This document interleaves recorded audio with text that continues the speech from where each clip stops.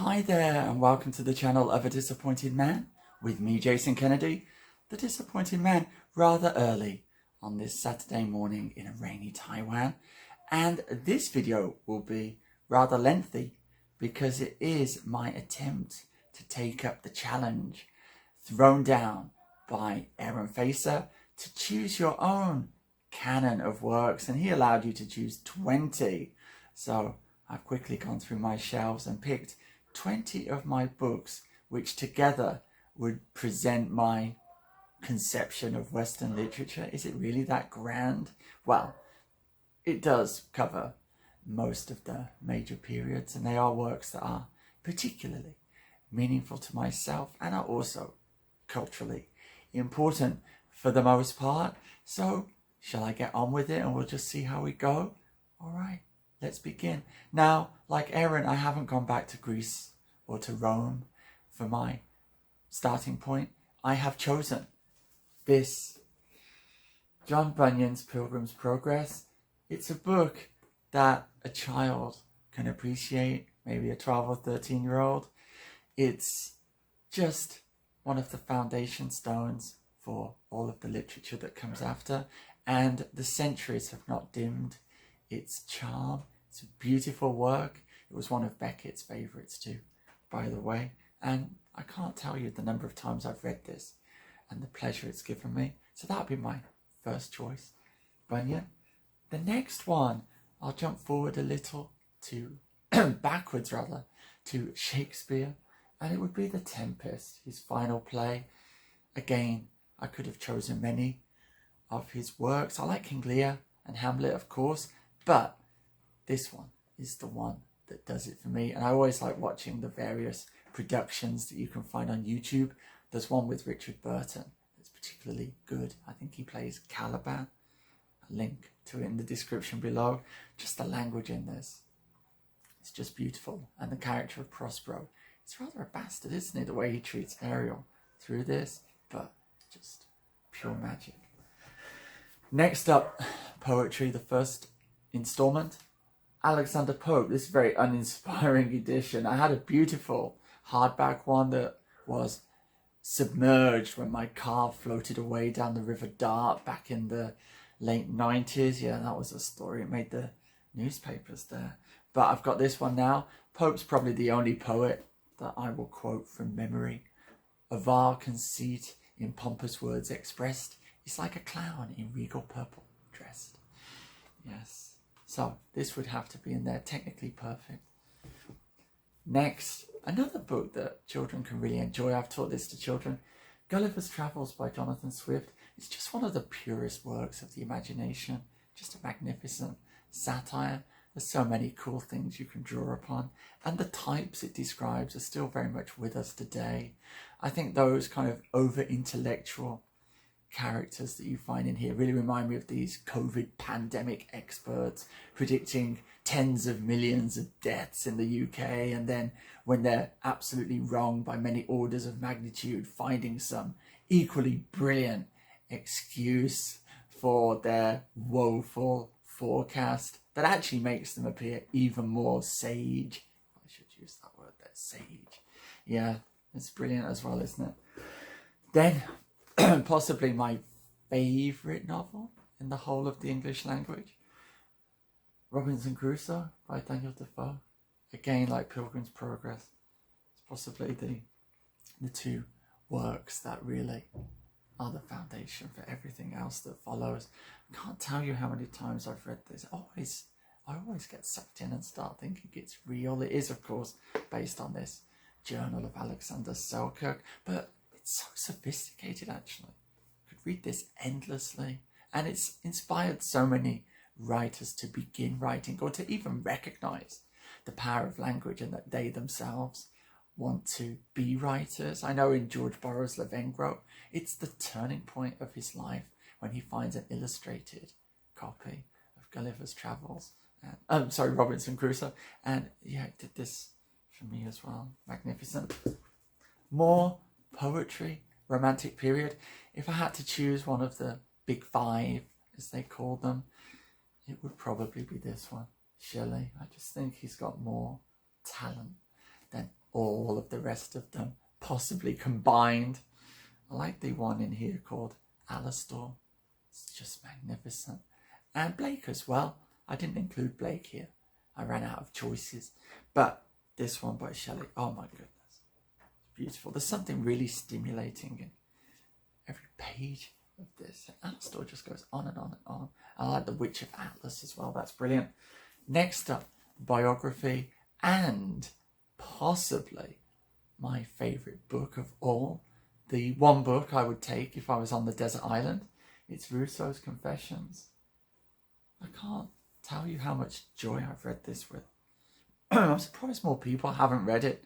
It's just utterly magnetic. And the way he kind of disintegrates at the end, falls into this terrible paranoia and just presents this to you, it's just heart-wrenching.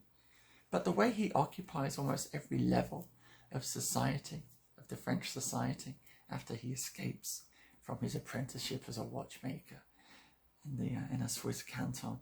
Wow. It's just so moving, this book. It's just beautiful. It's very funny too. It's just like nothing else. Another confession. Confessions of an English Opium Eater. Possibly my favourite writer for his style. And he did write a great essay on style as well. But this is just impossibly deep. I think there's a whole zone of experience which is found in De Quincy, which you don't quite find anywhere else. Prior to him, there's a kind of sorrow, and there are these vast architectural spaces. There's real grandeur to his writing, and he can describe anything and bring it stunningly to life. The English mail coach, when he's describing the horse barreling through the night, you can feel that you're on that horse, and it's just so classically formed. Yeah, this is beautiful. And his great phobia of crocodiles and his dreams of crocodiles are really amusing in here, and the incident with the Malay. Yeah, this is a great book. Really, the drugs don't really matter too much. It's not like William Burroughs. It's not the drug-taking milieu, because that hasn't formed at this point. For me, it's a little like Sherlock Holmes, but De Quincy is Holmes and the dope fiend. You know, Holmes always posing as a dope fiend. De Quincy just is both, and the crime he's investigating is the fact of his own existence. It's something like that gets teased apart over the next 100 years, and we get Sherlock Holmes, which, fittingly enough, I don't know why more people don't choose this in this personal canon thing. It would have to be The Complete Adventures of Sherlock Holmes. I think this gives you, just on its own, one of the most thorough groundings in English literature imaginable. And they're also incredibly enjoyable. They're so inventive. And Holmes is the most well-formed character in the whole of English literature. Am I wrong? More than half it, right? Yeah. My favourite one is Silver Blaze. Yeah, that is great. And The Adventure of the Empty House. I like that one too. And the Bruce Partington Plans. I love a lot of these stories. Oh, at their best, Little Rivals them, does it? And I like The Hound of the Baskervilles too. Sensation novels, Victorian novels, these heavyweights. In terms of the plotting, the only person who really successfully works it out, in my estimation, with some amazing plots that work across all these serializations over the months, is Wilkie Collins. And The Woman in White, as T.S. Eliot pointed out, it's very difficult to write something that's just exciting. And it is, for my mind, along with The Man Who Was Thursday, it's the most exciting novel I've ever read. In fact, it's so exciting that it spoils itself, because I just can't slow down, take it more steadily, and soak up its genius. The characterization in this is astonishing. It has not one but two of the best villains in literature. And the Marion Holcomb character, this very masculine woman, oh, it's brilliant. It's brilliant. It's such a great novel. And it always works in these TV adaptations. I watch all of those too, of The Woman in White. It never ever will disappoint me. I like No Name as well, and The Moonstone. Next up, if we're going to have Collins, we'll have his great friend too, Dickens. And the best Dickens for me, actually, as a work of art, is by far Bleak House, followed by Great Expectations. But this one is magnificent. The way grace appears, the way these characters are redeemed by this vast, complex, interlocking story of the missing piece of paper, the missing will. It's magnificent. The kind of old military man who's ready to go to his grave to be executed on a point of honour, and then he gets released. You know, that is really touching. The final days of Joe, the crossing sweeper, who's also a magnificent creation here. It's really just the most moving of Dickens. This is the only Dickens one where I did weep as I was reading this. The final section, there's kind of 5 points that it hits where it just grabs the heart, and it does work as a fast whole. Kafka loved this as well. There's a lot of Kafka in this one, you know, with the way the case penetrates everything. It's got some really evil characters as well. Tulkinghorn and Voles, the horrible blood-sucking lawyer. Next. Alright, so Samuel Beckett, what? I had to choose something by Beckett because I think he is the greatest writer of the 20th century, in my estimation, my humble estimation. Just say I'm wrong if you don't agree. But he's one of the few where in a single sentence or a couple of sentences you can completely blow your mind as to what literature can do. What is it? What's that one that starts? Imagine. Dead. Imagine. That's one of the short pieces. What a brilliant opening 3 words there. Imagine, dead, imagine. And this I love because it's just so funny.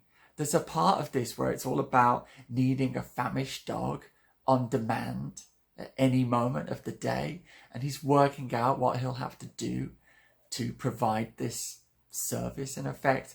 And it becomes deeper and deeper, all the things that are required, until a vast army is required to maintain this famished dog available upon request. And there's also a great section about tuning a piano where someone's recalling a piano being tuned, and as they go through it more and more times, it disintegrates. The memory of it disintegrates as they keep inspecting it. They find more and more gaps appearing. Yeah, this one's great. And there's a great line in here. Of vegetables, there was no vestige. Someone would have to write a dissertation to explain why that sentence, of vegetables, there was no vestige, is so funny. But it is. It's a very amusing book, very programmatic, actually, some of it. There's a shaking hand sequence that goes on for page after page as every person at a vast meeting has to shake hands with every other person. And you're just taken through it like, X shook hands with Y, X shook hands with Z, X shook hands with like this, and then Y shook hands with, you know, like this. It's just so funny. Yeah, I've mentioned this before. Charlotte Brontë, Jane Eyre, there are not enough women in my canon, unfortunately. That's just because the way the canon is kind of skewed. Men have been too dominant, and it just hasn't been a way for women to kind of occupy their rightful half, basically, of the canon. So, yeah, I'm neglecting women in this list, aren't I? But the Brontes have to be in there. This is absolutely incredible, isn't it? This has inspired so many people and just given so much joy to so many readers. Has to be in there. Oh, when I read this, it's just magnificent. Wow. Now, maybe a more controversial choice, I don't know, but a little like the Quincy expanding kind of zones that can be written about this man. D.H. Lawrence, love him or loathe him, I love him. And there's one story by him in particular, The Prussian Officer. It's one of the best short stories of the 20th century. Indisputable genius. Can't imagine what it was like to be D.H. Lawrence. Aldous Huxley has a great YouTube reminisce. I'll link to it, where he's talking about Lawrence. You have to remember, Aldous Huxley is one of the finest educated men of the 20th century, and he's just blown away by Lawrence, this miner's son from Eastwood in the Midlands. because the speed and how prolific Lawrence was. He said he could turn out these extremely fine pieces of literature, just sat there with a pencil, just scribbling away manically, and there it would be. And that is something that, despite Huxley's education, he could not dream of being able to do. What a person. D.H. Lawrence. Then humour. The complete Saki. I've done part 1. I really have to get around to part 2. It's taken me forever, isn't it, Jason? I just haven't got there yet. But I love humour in writing. And so if you love humour, you have to choose the most witty of writers. And it's Saki. I like Max Beerbohm as well. Zuleika Dobson. And another choice is coming, of course. When we speak of wit, there's one person we cannot ignore. But I love these Saki stories. He has to be in because my other choice, Oscar Wilde, just doesn't write as much as Saki, sadly. Next up, Hunger by Knut Hamsun. I couldn't believe how early this novel is published. I think it's 1896. It's just astonishing. I didn't include Kafka, unfortunately, on the list, but Hamsun can fill that space. The last section of this you can read in a single sitting, and it always really moves me like nothing else. And it's just not difficult or complex language, actually. It's just the case of every word being the right word in the right order, after sentence, after sentence, after sentence, accumulating and working its magic or exerting its force in that way, which I think is the most difficult writing to do, because on inspection it doesn't appear much is going on in terms of the language, but try doing that for 50 pages in a row, it's really, really the highest art. You're too shy. That's a sentence from Knut Hamsun. You're too shy. Yeah? There's nothing fancy here. But this one packs a punch like few other short novels. A genius. Then, now someone who can do everything with language. He can do anything he wants. The magician, Nabokov, as he said, you should pronounce it, not Nabokov. Okay, he said Nabokov on the thing. Speak Memory, one of the best biographies I've read. It's just astonishing. The visual part of this, the way things look. If he's speeding on a train, he'll describe it. It's at night, he's a child. He's looking out through the window, and you will see just what he saw. The way he can paint anything at all in words. My favourite one by him is actually Ardor. Next up, Under Milkwood by Dylan Thomas. I remember being taken at school into a room with a reel-to-reel tape machine when I was about 8 years old, and they played the BBC production of this to us. And it was like nothing else. It was my first taste of language, if you like. And even now, when I listen to the Richard Burton narration, I'm just completely sucked into this world of Dylan Thomas.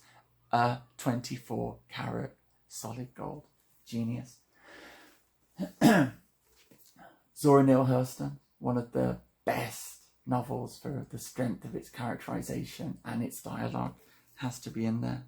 Their Eyes Were Watching God. What a magnificent book. Has its weaknesses, in terms of some of the plotting, but Tea Cake, oh yes, Tea Cake, the male character, extraordinary. The charisma, the magnetism. My last two, Our Lady of the Flowers by Genet, who again I would say is one of the greatest artists, working in literature in the 20th century. On a par with Beckett for me. And this is one of my favourites of his. Wow, he just creates himself. It's pure magic. He just writes himself into existence as this figure, Genet. Before that, he was just a worm, as Sartre described him in Saint Genet. This is pure magic. The fertility of Genet's imagination astonishes me. It's on a par with Lawrence. Yeah, this is brilliant. And the last one. I mentioned wit. It's this, isn't it? It's the complete works of Oscar Wilde. How could you go wrong? Wittiest man who ever lived, perhaps. Yeah. The Importance of Being Earnest being my favourite, but I love the essays as well. And the short stories are really funny too. The Canterville Ghost, which is kind of satire on American manners or the American attitude, you know, that they just aren't scared by a ghost. They're just like eminently practical. And actually they play all the mean tricks on the ghost. And the ghost gets annoyed. The ghost gets rather put out. Just so good. And that would be it. That would be my own contribution. Not to, I don't know, to a debate. That sounds like kind of grandiose. I just wanted to show you some of my books on a Saturday morning and have a little ramble about them. Sorry if my voice is a little hoarse as I've done that. I hope I've entertained you. I'll be back soon with some more videos and hopefully I'll be a bit more clean shaven and presentable for my public. But this is The Disappointed Man, and I will now bid you farewell. Be safe, be strong, and until the next time, Nanu Nanu.